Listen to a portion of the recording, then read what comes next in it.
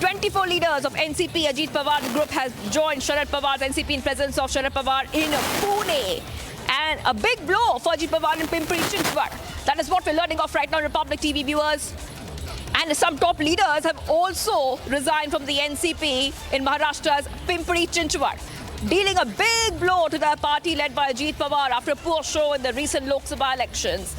And this is coming in as the resignations are coming as a big buzz is there that a lot of these leaders are going to be joining Sharad Pawar. Now let's go straight across to my colleague who's joining us, Satya Prakash. Satya Prakash, take us through what we are learning of right now. This is a very big blow for Ajit Pawar, coming in just a few weeks after Ajit Pawar's party has suffered a big drubbing in the Lok Sabha elections. देखिए शिवांगी, आने वाले विधानसभा चुनाव को पहले कहीं न कहीं अजीत पवार के एनसीपी को बहुत बड़ा झटका लगा है, क्योंकि पिंपरी चिंचवड़ के जो डिस्ट्रिक्ट प्रेसिडेंट थे वो और उनके साथ तीन बड़े नेता जो पिंपरी चिंचवड़ के डिस्ट्रिक्ट के बड़े नेता हैं वो छोड़कर एनसीपी शरद पवार गुट में शामिल हुए। उनके साथ लगभग 25 से ज़्यादा नेता हैं जो कि पुणे के हैं और पिंपरी चिंचवड़ के हैं। वो लोग शरद पवार के मौजूदगी में आज सुबह एनसीपी शरद पवार गुट में शामिल हुए हैं। कहीं न कहीं आने वाले विधानसभा चुनाव के पहले ये बड़ा झटका माना जा रहा है, क्योंकि जो एनसीपी अजीत पवार का जो बोलबाला है, हम कह सकते हैं कि पुणे और पिंपरी चिंचवड़ में था, तो उनके कार्यकर्ता अजीत पवार के गुट के कार्यकर्ता अब शरद पवार के गुट में शामिल हो रहे हैं। तो ये बहुत बड़ा झटका माना जा रहा है। जी Right.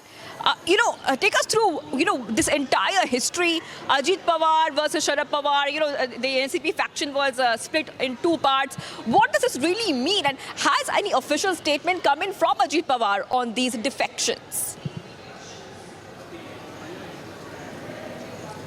देखिए शिवांगी, फिलहाल अजीत पवार गुट की तरफ से कोई रिएक्शन नहीं आया, लेकिन कहीं न कहीं विधानसभा चुनाव के पहले ये तस्वीरें अभी से शुरू हो चुकी, क्योंकि विधानसभा चुनाव अभी 3 महीने से ज़्यादा वक्त है और अभी से शुरुआत हो गया है कि एक दूसरी पार्टियों में आना जाना शुरुआत हो गया है।